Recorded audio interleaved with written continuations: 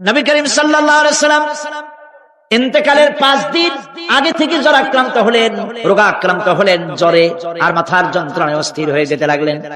যেদিন তিনি ইন্তেকাল করবেন তার আগের দিনেও তিনি জোহরের নামাজ পড়ার জন্য সাহাবীদের কাঁধের উপরে ভর দিয়ে নামাজ পড়তে গেছেন।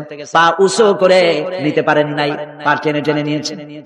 তিনি সেখানে খুতবা দিলেন, বললেন, ও আমার উম্মতেরা, এই পৃথিবীতে আল্লাহ রাব্বুল আলামিন তার এক বান্দাকে পৃথিবীর সব জাগতিক সম্পদ দিতে চেয়েছিলেন, কিন্তু সেই বান্দা সব জাগতিক সম্পদকে উপেক্ষা করে আল্লাহর সঙ্গে দিদার করা বেশি পছন্দ করেছেন। কেউ কিছুই বুঝলো না। হযরত আবু বকর রাদিয়াল্লাহু তাআলা আনহু খুব কাঁদতে লাগলেন। তিনি বুঝতে পেরেছেন যে এই পৃথিবীতে সমস্ত সম্পদ দিতে চেয়েছিলেন আল্লাহ যাকে, তার নাম বিশ্বনবী। তিনি সবগুলি উপেক্ষা করে আল্লাহর সঙ্গে দিদার করা বেশি পছন্দ করেছেন। আমরা অতি তাড়াতাড়ি নবীজি থেকে নবীর এতিম হয়ে যাব। পরের দিন ইশার নামাজের রক্ত হলো, আযান হয়ে গেল, মসজিদে মুসল্লিরা ভরে গেছে, সাহাবায়ে কেরাম সব এসে গেছেন। হুজুরের জন্য বহুক্ষণ অপেক্ষা করার পর হযরতে আবু বকর রাদিয়াল্লাহু তাআলা আনহু তিনি ইমামতির জায়গায় দাঁড়ায় গেছেন। নবীজি বেহুশ অবস্থায় ছিলেন ঘরের মধ্যে। হুশ আসার পর তিনি হযরত আয়েশাকে বললেন, আয়েশা, মসজিদে নববীতে এখন কি হতেছে? তিনি বললেন, নামাজ হচ্ছে। লোকেরা আপনার অপেক্ষা করেছে, কিন্তু আপনাকে না পাইয়া, দীর্ঘক্ষণ অপেক্ষা করার পর আপনাকে না পেয়ে আমার বাবার ইমামতিতে তারা নামাজ পড়তেছে, কিন্তু মুসল্লিদের মধ্যে কান্নার রোল পড়ে গিয়েছে। তাদের ধারণা হয়েছে নবীজির জায়নামাজে যখন হযরত আবু বকর দাঁড়ায় গেছে, নবীজির পিছনে নামাজ পড়া আর আমাদের কিসমতে হবে না। নবীজি বলছেন, আয়েশা রে, মসজিদে নববীর দিকের দরজাটা খুলে দাও, আমি নামাজের দৃশ্য দেখতে চাই। দরজা খুলে দেওয়া হলো। নবীজি কোন রকম মাথা উঁচু করে মসজিদে নববীতে নামাজের দৃশ্য নিজে অবলোকন করে আবার শুয়ে পড়লেন। হযরত আয়েশা লক্ষ্য করে দেখেন নবীজির চোখের পানি দিয়ে কোনা দিয়া পানি বেয়ে বেয়ে পড়ছে। হযরত আয়েশা প্রশ্ন করলেন, ইয়া রাসূলুল্লাহ, নামাজের দৃশ্য দেখি কাঁদছেন কেন? হুজুর বলেন, আয়েশা রে, এটা কোনো দুঃখের পানি নয়, আমি কাঁদতেছি এই জন্য, এই নামাজের জামাত কায়েমের জন্য তাইফের ময়দানে অনেক রক্ত ঝরেছে, আবার উহুদের ময়দানে দাম দাম শহীদ হয়েছে, সাহাবায়ে কেরাম জীবন দিয়েছে। আজ আমি দেখতে পেলাম আমার উম্মতেরা জামাতে নামাজ পড়ছে। আমার ধারণা হলো ভবিষ্যতে কিয়ামত পর্যন্ত আমার উম্মতেরা এইভাবে জামাত বন্দী হয়ে নামাজ আদায় করবে। নবীজি আবার বেহুশ হয়ে বললেন, মসজিদে নববী থেকে আজ আর কেউ বাড়ি যায় না, সবাই কান্দে, আজ রাত বোধহয় নবীজি কাটাবেন না। মেয়েরা কাঁদতেছে, সাহাবায়ে কেরাম কাঁদতেছে, আজওয়াজে মুতাহারাত তারা কাঁদতেছে। নবীজির আবার হুশ হলো, তাকায় দেখেন ঘরের মধ্যে কান্নাকাটি, মসজিদে নববীতে কান্নাকাটি। সবথেকে বেশি কাঁদতেছেন মা ফাতেমা। নবীজি হযরত ফাতেমার কান্না দেখে ইশারা করলেন, কাছে আয়। হযরত ফাতেমা রাসূলের কাছে গেলেন। নবীজি কানে কানে কি যেন বললেন, কান্নাটা বন্ধ হয়ে গেল। হযরত আয়েশা জিজ্ঞেস করলেন, মা, তোমার আব্বা তোমার কানে কি বললো আর কান্না বন্ধ হয়ে গেল? হযরত ফাতেমা বলে, আম্মাজি, আমার আব্বা আমাকে বললেন, মা ফাতিমা, তোমার কান্না আমার বরদাস্ত হয় না, কেঁদো না, আমি মৃত্যুর পরে সকলের আগে তোমার সাথে আমার দেখা হয়ে যাবে। হযরত ফাতেমা বলছেন, আম্মাজি, আমি বুঝতে পেরেছি আমার আব্বার এই কথার অর্থ কি। নবীজির ইন্তেকালের পরে আত্মীয় স্বজনের মধ্যে সবার আগে আমার মৃত্যু হবে আর আমার পিতার সাথে আমি মিলিত হতে পারবো। রাত যখন শেষ হয়ে এলো, নবীজির হুশ হয়েছে, তাকায় দেখেন হযরত জিবরাইল দাঁড়ানো। হযরত জিবরাইল নবীজির চেহারা মোবারকের দিকে তাকায় বলেন, আসসালামু আলাইকা ইয়া রাসূলুল্লাহ, আল্লাহ আপনাকে সালাম বলেছেন, আর আল্লাহ পাক জানতে চেয়েছেন আপনার মুখে আপনি কেমন আছেন। আল্লাহ জানেন আপনার অবস্থা কি, তারপরেও আপনার মুখে শুনতে চেয়েছেন আপনি কেমন আছেন। নবীজি বলছেন, জিবরাইল, বড় কষ্টে আছি, বড়ই যন্ত্রণা, বড়ই কষ্ট। হযরত জিবরাইল বলছেন, ইয়া রাসূলুল্লাহ, আজকে এক নতুন ফেরেশতা আমি সাথে করে নিয়ে এসেছি। এই ফেরেশতা পৃথিবীর কোন নবী অথবা কোন মানুষের কাছে যাওয়ার জন্য অনুমতি চায় না, আজ আপনার কাছে অনুমতি ভিক্ষা চায় কাছে আসার জন্য। ওই ফেরেশতার নাম হচ্ছে মালাকুল মউত। হযরত মালাকুল মউত বলেন, ইয়া রাসূলুল্লাহ, এই পৃথিবীতে আদম আলাইহিস সালাম থেকে নিয়ে পর্যন্ত কোন মানুষের জান কবজের জন্য আমার অনুমতি চাওয়া লাগে নাই, আর কোনদিন লাগবে না। আজ আমি আসার সময় আল্লাহ বলেছেন আপনার জান কবজের জন্য আমি যেন আপনার কাছে অনুমতি ভিক্ষা চাই। নবীজি বলছেন, আমি যদি অনুমতি না দেই তো কি হবে? হযরত মালাকুল মউত বলছেন, ইয়া রাসূলুল্লাহ, অনুমতি যদি না দেন আমি ফেরত চলে যাব, আমাকে সেভাবেই বলা হয়েছে। হযরত জিবরাইল বলেন, ইয়া রাসূলুল্লাহ, আল্লাহ রাব্বুল আলামিন আপনার দিদারের ইন্তজার করতেছে। নবীজি বলছেন, মালাকুল মউত, তুমি জান কবজের কাজ শুরু করো। মালাকুল মউত যখন কাছে এসেছে, রাসূল জিজ্ঞেস করলেন, আয়েশা, ঘরে যে কয়েক টুকরা স্বর্ণ ছিল সেগুলোর কি অবস্থা? ছোট ছোট 6 টুকরা স্বর্ণ ছিল। হযরত আয়েশা বলছেন, হুজুর আমি এগুলো রেখে দিছি। হুজুর বলছেন, না, রাখতে পারবে না, আমার ইন্তেকালের আগে খয়রাত করে দাও। মুহাম্মদ সাল্লাল্লাহু আলাইহি ওয়াসাল্লাম আল্লাহর কাছে অবস্থায় উঠবে না যে তার ঘরের ভিতরে সোনা ছিল, দিয়ে দাও, খয়রাত করে দিয়ে দাও। হযরত মালাকুল মউত রাসূলের জান কবজ শুরু করে দিলেন। রাসূলুল্লাহ জীবনের শেষ কথা বললেন, আসসালাত আসসালাত ওয়া মা মালাকাত আইমানুকুম। আমার উম্মতেরা বিদায় লগ্নে বলে গেলাম, নামাজ নামাজ, নামাজ ছেড়ে দিও। প্রিয় ভাইরা, নবী করিম সাল্লাল্লাহু আলাইহি ওয়াসাল্লাম জীবনের শেষ কথা বলে গেছেন নামাজ। সেই নামাজে আমাদের যত সব অবহেলা। প্রিয় ভাই সব, আল্লাহ রাব্বুল আলামিন পরীক্ষার জন্য আমাদেরকে এই ময়দানে ছেড়ে দিয়েছেন। প্রশ্ন কি হবে আল্লাহ সব বলে দিয়েছেন। প্রশ্ন কি হবে? তোমার যৌবন, এ ব্যাপারে প্রশ্ন করা হবে। কোন পথে ইনকাম করেছো প্রশ্ন করা হবে। কোন পথে খরচ করেছো প্রশ্ন করা হবে। দ্বীনের ইলম যতটুকু হাসিল করেছিলে তার কতটুকু নিজে পালন করেছো, আর দ্বীনের দাওয়াত কতটুকু মানুষের কাছে পৌঁছায়ছো, প্রত্যেকটি ব্যাপারে কিয়ামতে আল্লাহর কাছে জবাব দিতে হবে। আপনাকে বাধ্য করা হয় নাই যে সেজদা না দিলে ফেরেশতা এসে ঘাড়ের উপরে পিটাবে, সুদ ঘুষ জেনা করলে পরে ঠ্যাং পিটায় ভেঙে দেওয়া হবে। না, আপনি বাধ্য নন। আপনি সম্মানিত জীব, আল্লাহ সম্মানিত প্রাণী আল্লাহ পাকের, সেই জন্য মানুষকে বাধ্য করা হয় নাই। অটোনমাস বডি, অটোনমি দেওয়া হয়েছে, আপনাকে স্বাধিকার দেওয়া হয়েছে। চন্দ্র সূর্যের ব্যাপারে স্বাধিকার দেওয়া হয় নাই। রাত এখন 7:35, সূর্যের বাপেরও ক্ষমতা নাই বাংলাদেশে এখন উঁকি মারে। তো দুনিয়ার ময়দানে আপনি যা কামাই করবেন এখানে রেজাল্ট আউট হবে, এখানে আপনি পাবেন ফল, এখানে পাবেন। যা করবে এখানে গাছ লাগাবেন, ফল লাগাবেন, এখানে পাবেন। আর আল্লাহর জন্য যেটা করবেন সেটার ফল, সেটার রেজাল্ট কিয়ামতের বাইরে হবে। সুবহানাল্লাহ। এখানে পরীক্ষা দিয়ে যদি কেউ ফেল করে, ম্যাট্রিক পরীক্ষা দিয়ে ফেল করেছে, ফাজেল পরীক্ষা দিয়ে ফেল করেছে, আবার পরীক্ষা দিয়ে পাস করার সুযোগ আছে, আবারও ফেল করেছে, আবারও পরীক্ষা দিয়ে পাস করার সুযোগ আছে। 10 বার যদি ফেল করে আরো 10 বার পরীক্ষা দিয়ে পাস করার সুযোগ আছে। কিন্তু কিয়ামতের দিন আল্লাহ রাব্বুল আলামিনের জীবনের পরীক্ষায় কোন মানুষ যদি আল্লাহর আদালতে ফেল করে বসে একবার, দ্বিতীয়বার পরীক্ষা দেওয়ার আর কোন সুযোগ নাই। এই পৃথিবীতে যদি কেউ নিম্ন আদালতে মামলায় হেরে যায়, জজ কোর্টে করবে, যদি হেরে যায় হাইকোর্টে করবে, হেরে গেলে আপিল করবে সুপ্রিম কোর্টে, সুপ্রিম কোর্টেও যদি হেরে যায় তাহলে প্রেসিডেন্টের কাছে আপিল করবে। সুযোগ আছে কয়েকবার।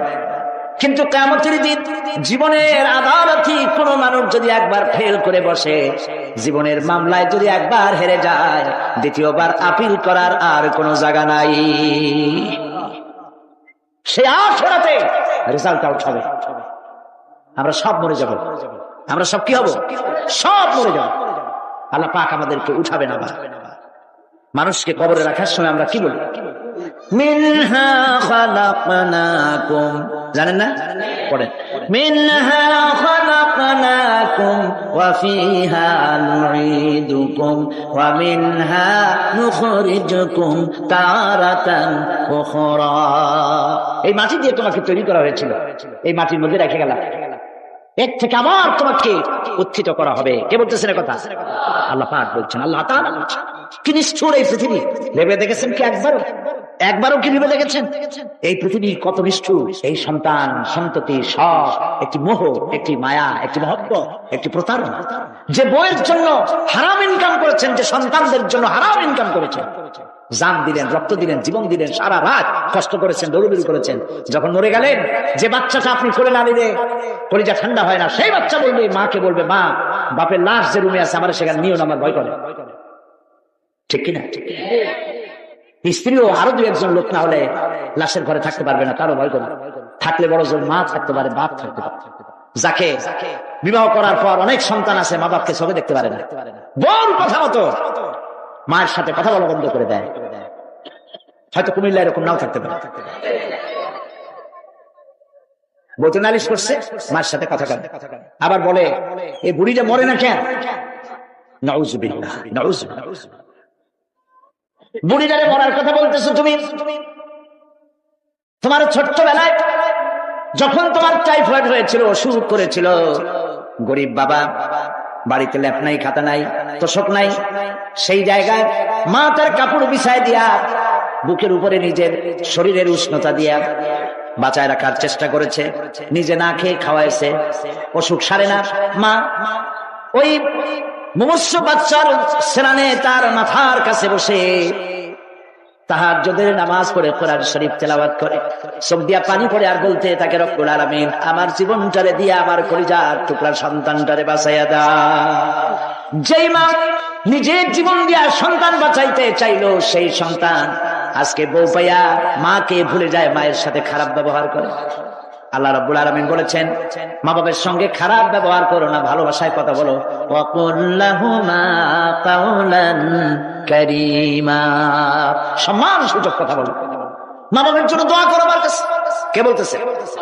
আল্লাহ তাআলা বলছেন দোয়া করো আমার কাছে এই ভাষায়, রব্বিরহামহুমা কামা রাব্বায়ানি সাগীরা। পড়েন সবাই, রব্বিরহামহুমা কামা রাব্বায়ানি সাগীরা। আয় আমার রব, আমার মা বাপ যেমন ছোটবেলায় আমাকে অত্যন্ত যত্ন করে লালন পালন করেছে, আল্লাহ তাআলা তুমি দয়া করে আমার মা বাপকে তোমার রহমতের করে লালন পালন করো। সুবহানাল্লাহ। প্রত্যেক নামাজের পর সকলে এই দোয়া পড়বেন, মনে থাকবে? মনে থাকবে? প্রিয় ভাই সব, সেই কিয়ামতের মাঠে আমাদেরকে উঠতে হবে, আল্লাহর দরবারে উঠতে হবে। সেই সময় আমাদেরকে কেউ উপকার করবে না।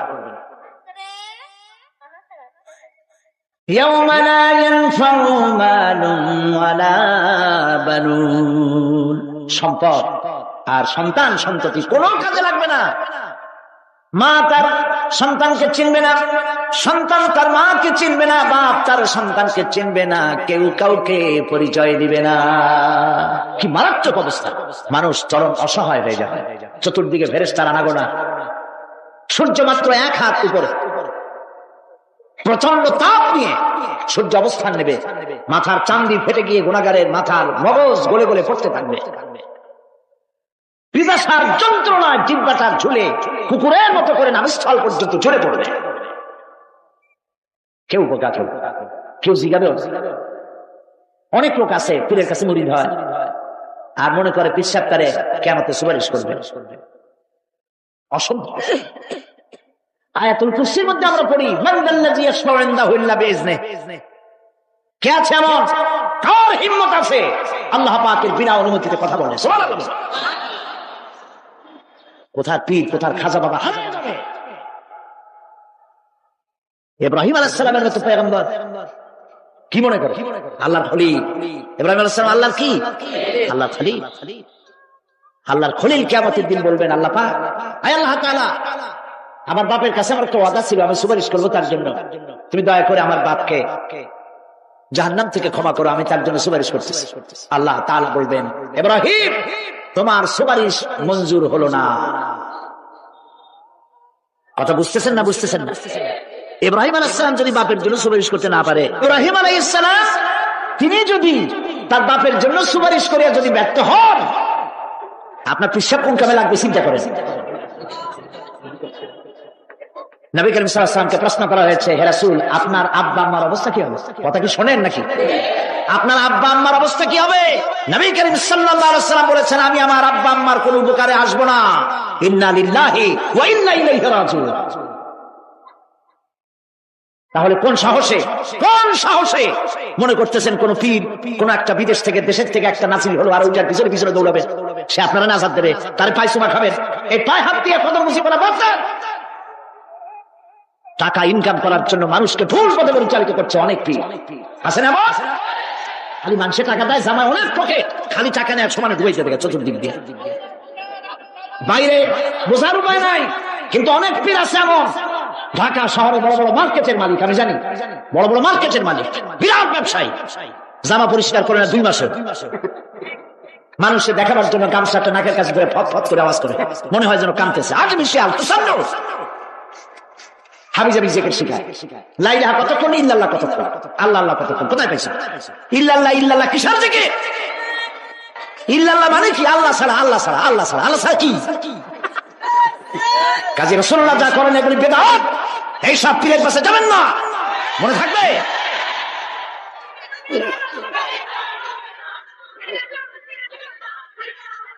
প্রিয় ভাই সব, কিয়ামতের দিন আপনার আমল, একমাত্র আমল আপনাকে বাঁচাইতে পারবে। এই কোরআন শরীফে আল্লাহ পাক বলেছেন, ইয়া আইয়ুহাল্লাযীনা আমানু আবতাগু ইলাইহিল ওয়াসিলা, হে বিশ্বাসীরা ওসিলা ধরো। ধুরন্ধর এক শ্রেণীর লোকেরা এর অর্থ করেছে পীরধর। দুনিয়ার কোন তাফসীর, যত মুফাসসির পৃথিবীতে জন্মগ্রহণ করেছেন, কোন মুফাসসির এটা বলেন নাই আবতাগু ইলাইহিল ওসিলার মানে হলো পীরধর। বরং সমস্ত তাফসীর মুহাক্কিকিন বলেছেন আবতাগু ইলাইহিল ওসিলা আয় আমল সালেহ, নেক আমলের ওসিলা ধরো। সুবহানাল্লাহ, নেক আমলের ওসিলা ধরো। প্রিয় ভাই সব, ধান্দাবাজি ছাড়তে হবে। কিয়ামতের দিন মানুষ একেবারে অসহায় হয়ে যাবে, কেউ সাহায্য করবে না। সেই দিন প্রশ্নগুলি, প্রশ্নপত্র সামনে আসবে, আমলনামাগুলি বেঈমানের পিছন দিক থেকে বাম হাতে আসবে, আর ইমানদারের সামনে থেকে ডান হাতে আসবে। আমলনামা হাতে পাওয়ার সঙ্গে সঙ্গে বেঈমান বুঝে ফেলবে তার জায়গা কোথায়, আপনি আমি কেমনে সৃষ্টি হয়েছে। আল্লাহ পাক কোরআনের ভিতরে বলেছেন, ইন্না খালাকনাকুম মিন তুরাবিন সুম্মা মিন নুতফাতিন সুম্মা মিন আলাকাতিন সুম্মা মিন মুদগা, নিষ্প্রাণ মাটি দিয়ে তোমাকে উৎপন্ন করা হয়েছে। নিষ্প্রাণ মাটি উপাদান দিয়ে তোমাকে তৈরি করা হলো। মায়ের পেটের ভিতরে এক ফোঁটা নাপাক পানি জমাট রক্তে পরিণত হয়ে গেল। জমাট রক্ত আস্তে করে গোশত পিণ্ড হলো। গোশত পিণ্ডকে সুন্দর করে সাজায়া, হাড্ডি গুড্ডি বানায়া, স্ট্রাকচার তৈরি করে তার উপরে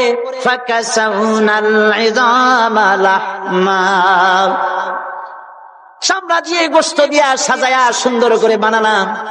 আল্লাহর পরিচয় শুনুন। আল্লাহ আমার কেমন আল্লাহ, মায়ের পেটের ভিতরে সন্তান বানায়া, এরপরে যখন রূহ দেওয়া হয়েছে, ক্ষুধা লেগেছে, খাবারের প্রয়োজন হয়েছে, আল্লাহ রাব্বুল আলামিন ওই কচি বান্দা মায়ের পেটে বসে কি খাবে, সেজন্য তার মা চিন্তা করে নাই, বাবা চিন্তা করে নাই, সরকার চিন্তা করে নাই। আল্লাহ রাব্বুল আলামিন মায়ের মাসিক অসুখকে বন্ধ করে দিয়ে সন্তানের নাভির সাথে আর মায়ের নাভির সাথে তার লাগায়া, পাইপ লাগায়া মায়ের মাসিক অসুখের রক্তগুলি দিয়ে সন্তানকে বড় বানালেন। মুখ দিয়া এই রক্ত পান করালেন না, মুখটাকে পবিত্র রেখে দিলেন যাতে করে পৃথিবীতে আসার পর ওই মুখ দিয়া আল্লাহ রাব্বুল আলামিনের জিকির করতে পারো। সন্তান মায়ের ভিতরে, পেটের ভিতরে বড় হলো। আল্লাহ রাব্বুল আলামিন বলেন, মাস দিন যখন পুরা হয়ে গেল, সুম্মা নুখরিজুকুম তিফলা, বাচ্চার আকারে পৃথিবীতে নিয়ে আসলাম। এখন খাবা কি? পৃথিবীতে যখন বাচ্চা এলো, তখন তার পেটের সাথে যে সংযোগ ছিল মায়ের নাভির সাথে আর সন্তানের নাভির সাথে, সেই সংযোগ তার আর কি থাকলো? কি করা হলো? কেটে দেওয়া হলো। লক্ষ্য করুন, খাবারের জন্য একটি মাত্র পাইপ আল্লাহ লাগাইছিলেন, পৃথিবীতে সন্তান আসার সঙ্গে সঙ্গে পাইপটা কেটে দেওয়া হলো। এবার কি খাবে? আল্লাহ রাব্বুল আলামিন মায়ের বুক থেকে সন্তানের জন্য এবার সিঙ্গেল সিগন্যাল, তার জন্য সিঙ্গেল কোন লাইন যেটা ছিল কেটে দিয়া মায়ের বুক থেকে সন্তানের জন্য ডাবল লাইন আল্লাহ চালু করে দিলেন। এমন দুধ বানাই দিলেন যা শুধু খাবার নয়, শুধু ফুড ভ্যালু নয়, এই দুধের ভিতরে ক্যালসিয়াম, এর মধ্যে ভিটামিন, এর মধ্যে আয়রন, এর মধ্যে মেডিসিন। দুনিয়ার এই সন্তান ছিল ফি কারারিন মাকিন, সুরক্ষিত জায়গার ভিতরে ছিল, কোন পলিউশন সেখানে যেতে পারতো না, রোগের জার সেখানে যেতে পারতো না। দুনিয়ায় এলো দূষিত আবহাওয়ার ভিতরে। এই সন্তানকে এখনই অ্যান্টিবায়োটিক খাওয়ালে পরে অসুবিধা হবে। আল্লাহ রাব্বুল আলামিন মায়ের দুধের ভিতরে ঔষধ দিয়া রোগের প্রতিষেধক বানায়া দিলেন। এ হলো আমার আল্লাহ। এ আমার কে? আল্লাহ। জোরে বলেন আল্লাহ। আল্লাহ, আল্লাহ রাব্বুল আলামিন মায়ের দুধ দিয়ে সন্তানকে বড় করলেন, আর শোনায় দিলেন খবরদার এই মায়ের সাথে এই বাপের সাথে নাফরমানি করবি না। মা বাপের জন্য আমার কাছে দোয়া করবে, রব্বির হামহুমা কামা রাব্বায়ানি সগীরা। সবাই পড়েন আমার সাথে, রব্বির হামহুমা কামা রাব্বায়ানি সগীরা। আল্লাহ পাক শিখাই দিলেন বান্দারে আমার কাছে দোয়া করায়, আল্লাহ আমার মা বাপ আমাকে ছোটবেলায় যেভাবে স্নেহের কোলে লালন পালন করেছে, এইভাবে আমার মা বাপকে তোমার রহমতের কোলে লালন পালন করো। মনে থাকবে ভাইরা? বলে মনে থাকবে? প্রত্যেক নামাজের পরে মা বাবার জন্য দোয়া করবেন, বেঁচে থাকুক আর মরে যাক, দোয়া করবেনই। মনে থাকবে? রব্বির হামহুমা কামা রাব্বায়ানি সগীরা। আবার পড়েন, রব্বির হামহুমা কামা রাব্বায়ানি সগীরা। আল্লাহ পাক মায়ের মর্যাদা এত বাড়াইছেন, সাহাবী প্রশ্ন করেছে, ইয়া রাসূলুল্লাহ খেদমত করব কার? হুজুর বলেন তোমার মায়ের, তারপরে কার? তোমার মায়ের, তারপরে কার? তোমার মায়ের, তারপরে কার? তোমার পিতার। বাপের চাইতে মায়ের মর্যাদা আল্লাহ 3 গুণ বাড়াইয়া দিলেন, 3 গুণ বৃদ্ধি করে দিলেন। হাদিস শরীফে এসেছে, হযরত আবী হুরায়রা রাদিয়াল্লাহু তাআলা আনহু রাসূলের কাছে এসে রাতের বেলায় কাঁদতেছিলেন। হুজুর প্রশ্ন করলেন, আবু হুরায়রা কাঁদো কেন? হযরত আবু হুরায়রা বলছেন, হুজুর মা আমাকে মেরেছে। তিনি প্রশ্ন করলেন, আচ্ছা মা তোমার মারলো কেন? তুমি কি কোনো বেয়াদবি করছো? তিনি বললেন না। তবে মারলো কেন? হযরত আবু হুরায়রা বলেন, ইয়া রাসূলুল্লাহ আপনার খেদমত থেকে বাড়ি ফিরতে আমার দেরি হয়ে গিয়েছিল। গভীর রাত্রে যখন বাড়ি গেছি, মা আমাকে প্রশ্ন করলেন, বাবা দেরি হলো কেন, কোথায় ছিলি?